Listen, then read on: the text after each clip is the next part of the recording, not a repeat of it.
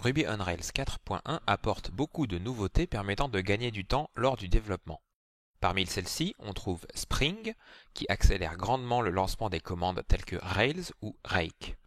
Spring fonctionne avec Rails 3.2, 4.0 et est directement intégré à Rails 4.1. Pour l'utiliser, il suffit d'ajouter dans votre gem file la lime gem Spring pour le groupe développement.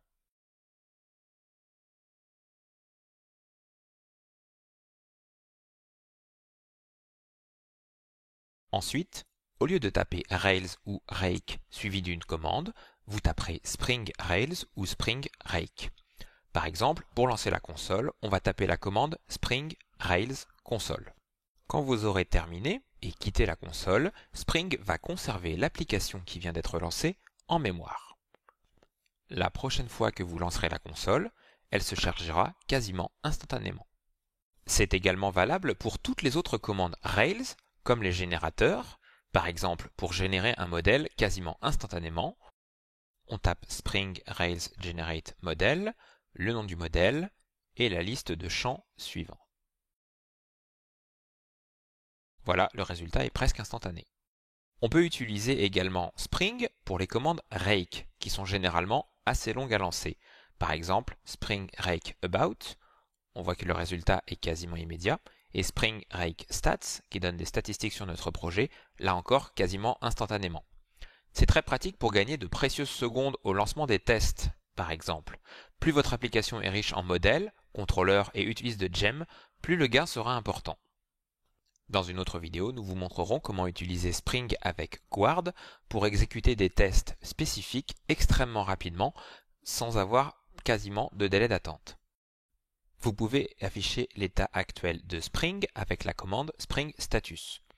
Ici, on voit que l'application est bien chargée en mémoire et on peut l'arrêter avec la commande Spring Stop.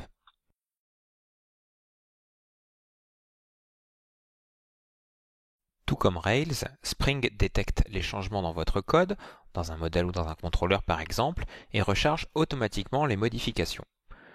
Vous ne devriez pas avoir besoin d'arrêter ou de relancer Spring, sauf en cas de comportement erratique de votre application. Si vous avez modifié des fichiers d'initialisation dans /config/initializers, ou si vous avez mis à jour votre gem files, Spring rechargera l'application automatiquement. Si vous avez besoin de recharger votre application suite à la modification de certains fichiers spécifiques, vous pouvez ajouter un fichier config/spring.rb contenant la liste d'autres fichiers à surveiller. Par exemple, ça pourrait être un fichier de configuration YAML spécifique avec la commande spring.watch et ensuite le chemin du fichier. Taper Spring avant chaque commande est un peu fastidieux. Pour gagner du temps, on va utiliser de petits scripts baptisés beanstubs qui vont automatiquement lancer Spring quand vous tapez Rake ou Rails. On demande à Spring de les créer avec la commande bundle exec spring beanstub-all. On se retrouve dans le répertoire bin de notre application avec deux scripts, Rails et Rake. Pour que notre interpréteur, donc votre shell, bash ou ZSH par exemple, sache qu'il doit utiliser en priorité ces scripts et non les gems elles-mêmes, il faut placer le répertoire ./bin en première position dans notre variable d'environnement path. C'est le chemin de recherche pour l'exécution des commandes.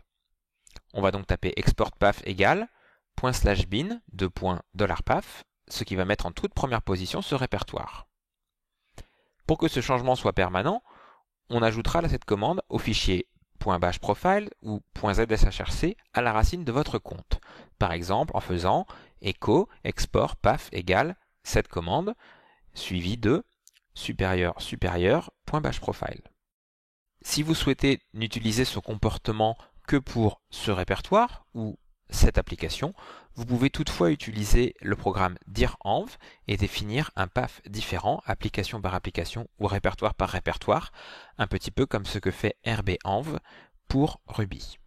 Merci d'avoir suivi ce screencast et à bientôt pour d'autres nouveautés de Rails 4.1 sur Academy.